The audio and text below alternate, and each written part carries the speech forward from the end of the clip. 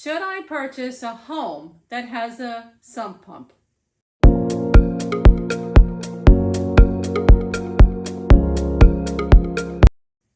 Before I answer that question, let me explain to you what a sump pump is and what it does. A sump pump, as its name suggests, is a pump that sits in a pit that has been installed below grade in your basement. And its job is to pump water or waste up so it can leave the house. I typically see sump pumps used if there is a bathroom, laundry room in the basement, or in conjunction with a basement system.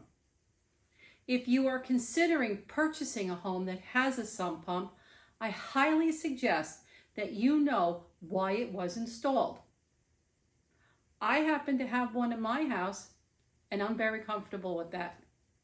Before you leave, please like my video, subscribe to my channel, and I'll see you again next week.